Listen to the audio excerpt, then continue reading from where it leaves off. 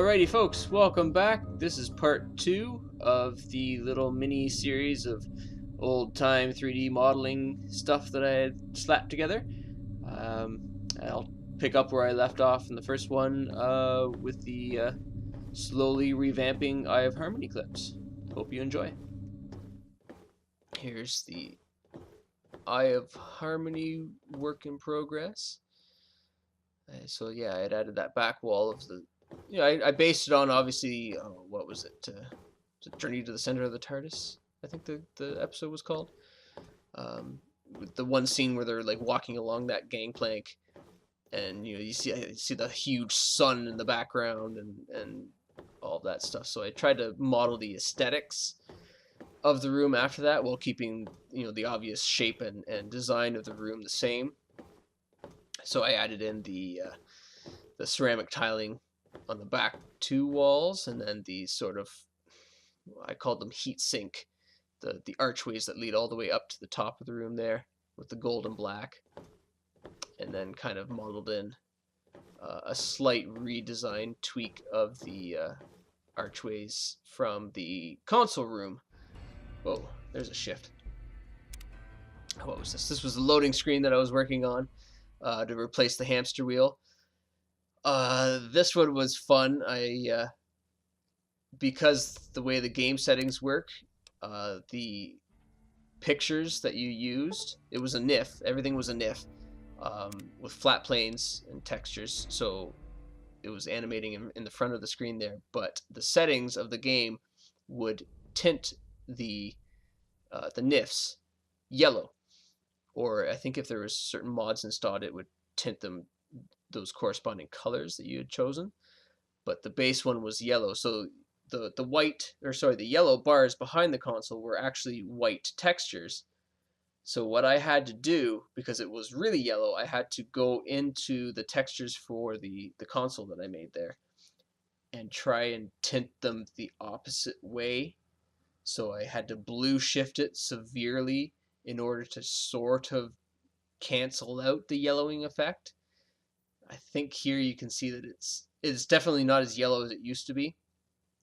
But I eventually discovered where that setting was and changed it, so later on you'll see where it's actually back to a regular white as opposed to the yellow tint.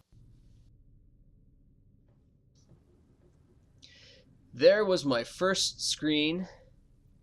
I had no idea at that point how to animate textures, so all of the animations you see, the blinking and the scrolling wording, is all done with squares. It's all done with flat black faces, like little plate covers put over top of the main texture. The main texture, I think, is the wording and the system diagram there all combined. And then these black squares would move on top of the texture. They had no normal map, so they just blended right in, and they would just slide and or phase through, like go underneath the actual model. That is really loud in my ears. There we go. Which one is this here? This anti-plastic. Anti-plastic. Yes, this was my test for the anti-plastic vial, whatever. Testing the model, testing how it looked while both in hand and placed on the ground. Isn't it pretty? Not really. It was very simple. I think I whipped that up in a night. And will. And here we have the Chronodyne generators. Yeah. I tested everything in Doc Mitchell's house because it was quick and easy. Now these ones I was happy with. I liked the detail of the wiring, the techniques that I had used to make those, and then also the glow effect over the lights when it was on the ground and activated. I was quite happy with the way that turned out. That was something I think I nicked from one of the vanilla mines. I think the frag mine or something. It had a little glow effect over the button. So I copied that sort of design and just replaced the coloring and texture, I think. I can't remember though. And now we have the Dalacanium bomb. This one, while I was happy with, I wasn't totally happy with. I wanted that inside glow to get brighter and brighter as the timer went down, but it never did. I never could get it properly.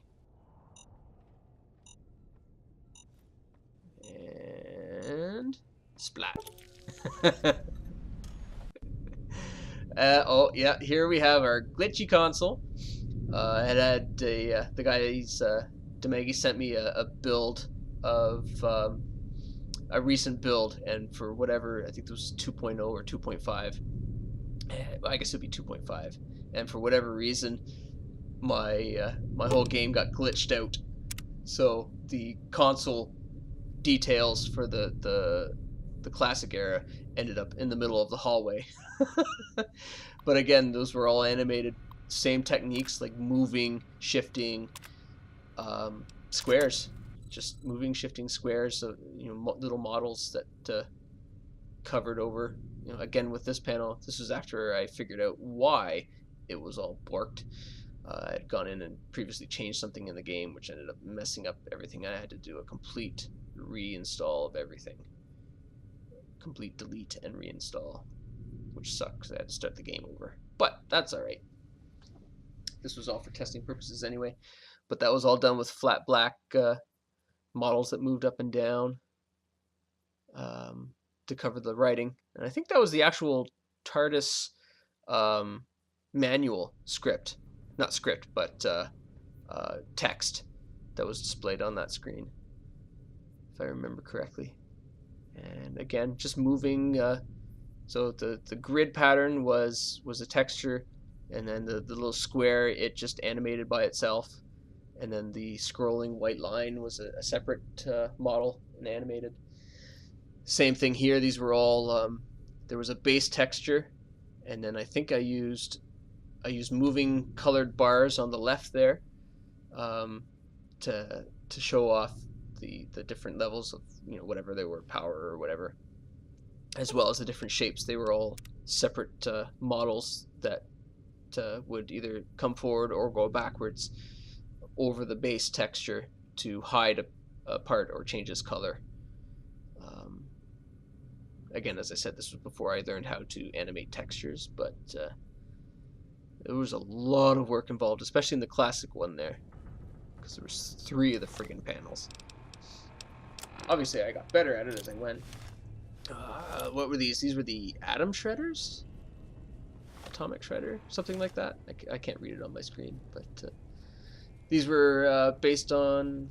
which episode? It was one of the first ones, I think, for Peter Capaldi, wasn't it?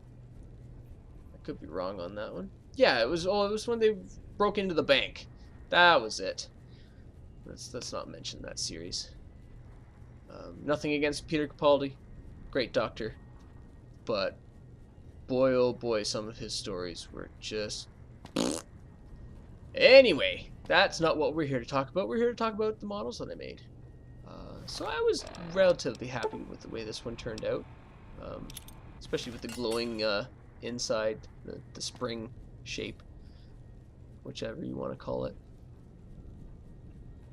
But yeah, it worked. It served its purpose. Purpose. Look at me use the English leg. I'm just gonna cut that out, aren't I? Oh dear. Blooper on a blooper. Here we have... Oh, what console room was this called? I don't remember. This was the one from the TV movie. Gorgeously modeled by Spyduck. I just added the little blinking, what you gonna call it, screen there, based right off of screen grabs from the movie itself. That was the only one in that room, I think. That was a quick one. I liked that one. It was nice and quick. What do we have here? This was the 7th Doctor's umbrella. This, I don't honestly remember who made it. I'm sorry.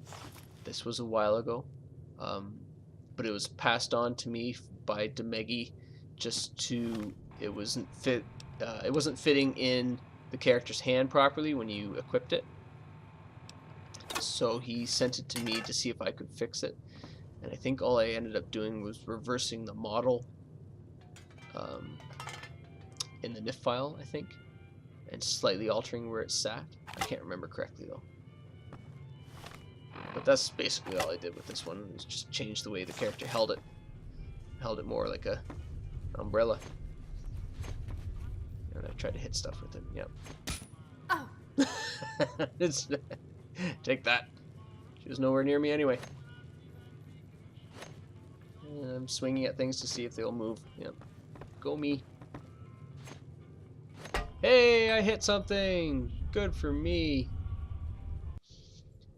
And here we have the coral screens. Yep. Oh, look at the frame rate in here. It just dies. Again, this was all done with flat planes. These ones had alpha, obviously. So it was just the white outlines of the textures that moved. But it wasn't the textures themselves that animated in this one. Although it was around this time that I finally discovered how to do texture animation. So I think in like the next video, you'll see that the top left corner part of this actually spins, and that was a proper texture animation. And I like just celebrated the moment I discovered it and it worked. I think I did a literal jump for joy because it made my life so much easier. Hey, there it is. Yep, see? Spinning. I was so proud. Of course, therein lies more issues because texture animations with alphas on top of things that have alphas always led to things blipping in and out of existence and huge pains in the butt. So unfortunately this game, there's the nautical version, was very limiting when it came to transparent objects and alphas. That one took quite a bit of work to get to. That one does have several layers of both texture and physical animations. Like here, I'll get a close-up of this if I remember in editing. So the display in the center of the large circle there's two levels of texture there, because there's a wave pattern, and then there's the I guess just the up and down bar pattern. Technical names are escaping me right now, but I think they're in the same texture file, but they're two layers that animate separately, both with alphas, and then they're on top of the sort of cloud, and then there's the black section with the animated texture. So there were several layers of alphaing going on, and I remember it being a pain in the butt to get the layering just right so things wouldn't disappear when you looked at it funny. If you had to be at a certain angle to get things to all show up, and then if you moved, they would all disappear. What are we doing back in the core room? Oh yes, this was a test. This never got implemented because it just became impossible to do. But we were testing the idea of changing the actual models for the screens that you view when a computer or console will come up. So in this instance, we changed the old style NIF computer to actually have this sort of choral console effect to it, but it changed all of them. So every computer you used would look like this.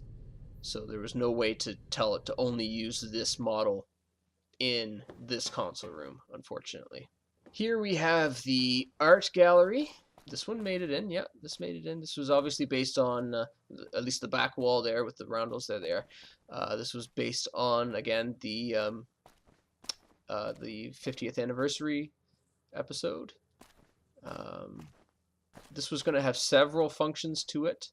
Two side walls there were eventually going to have hidden rooms behind them. I don't remember, honestly, if they ever got implemented or not.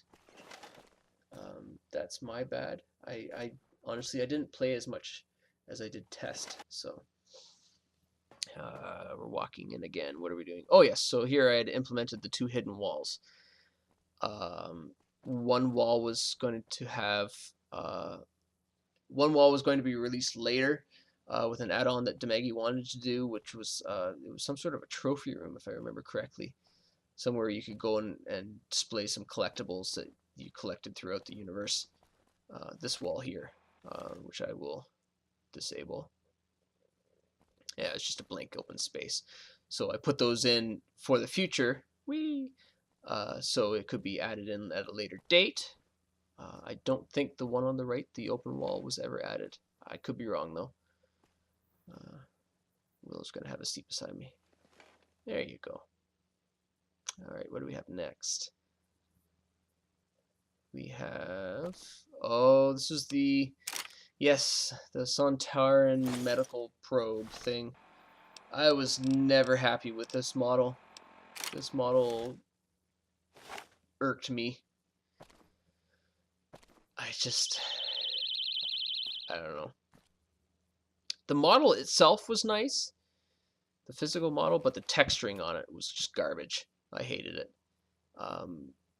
But I just didn't have the time or the patience to properly make a nice texture for it.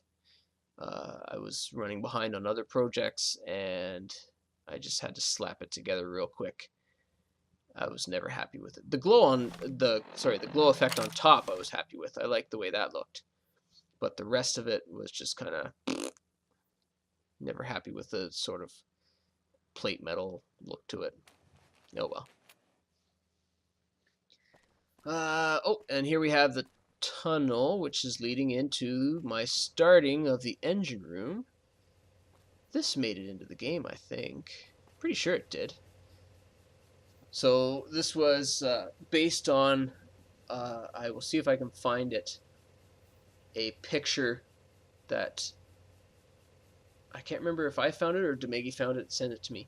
One or the other, but it was concept art for the TARDIS engine room. It was a black and white concept art, so I tried to sort of keep that feel while giving things a sort of steampunky look to them, so, you know, big brass and copper look.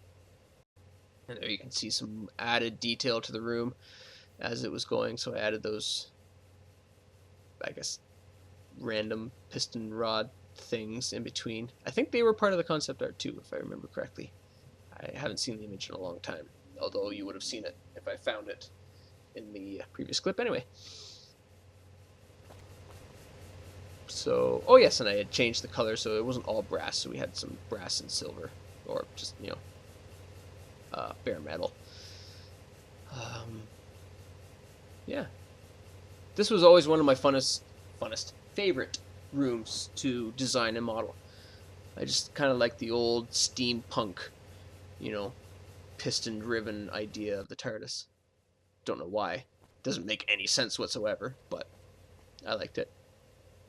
And so here I was designing the back wall and running the lights on the ceiling there and adding the sort of the white paneling along the top ridge and the ceiling there. And I was working on that big gear that eventually will be a lot bigger than that. But just trying to add, you know, more engine-like detail to the back.